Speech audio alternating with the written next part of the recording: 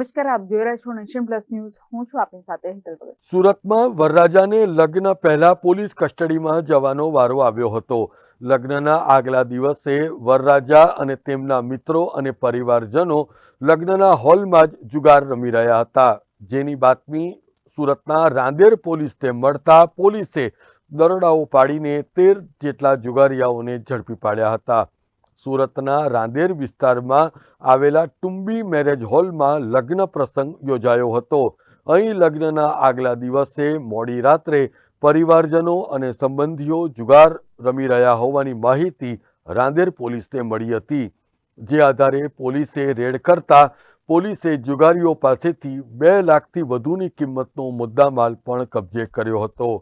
લગ્ન પહેલા વરરાજા નવાઝ શરીફ કાંગડા એ લોકઅપની હવા ખાતો જોવા મળ્યો હતો.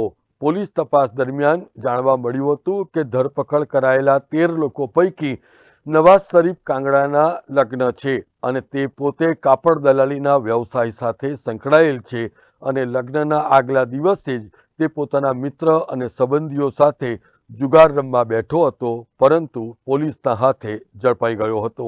રાંદેર પોલીસ સ્ટેશનમાં રાંદેર ન્યૂ નાડર રોડ છે, ત્યાં ટુંબી હોલ કરીને છે. ત્યાં ટુંબી હોલમાં કેટલાક ઈસમો રાતના જુગાર રમતા છે એવી પોલીસને માહિતી મળેલી હતી, જેથી રાંદેર પોલીસ સ્ટેશનના પીઆઈ શ્રી તથા તેમનો સ્ટાફ અને પીએસઆઈ સીકે માનવાલા મળી અને આ લોકોએ બાતમીની ખરાઈ કરેલ અને બાતમીની ખરાઈ કર્યા પછી ત્યાં રેડ કરેલ તો નવાબ કાગડા કરીને છે એ ટુંબી હોલમાં એના ભાઈના લગ્ન હતા એટલે હોલ ભાડે રાખેલો હતો અને ત્યાં જુગાર રમાડતા હતા. એ જુગાર રમતા ત્યાં પોલીસને બાતમી મળેલ, જેથી 13 જેટલા કુલ ઈસમોને 2 લાખ જેટલા મુદ્દામાલ સાથે મોબાઈલ ફોન સાથે પકડી પાડેલ છે અને તેમના વિરુદ્ધમાં કાયદેસરની કાર્યવાહી કરવામાં આવેલ છે.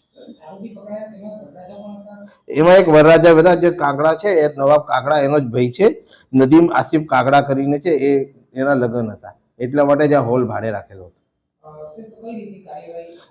આમાં અત્યારે 4-5 મુજબનો ગુનો દાખલ કરવામાં આવેલો છે પોલીસને અને જુગારનો ગુનો દાખલ કરેલ છે.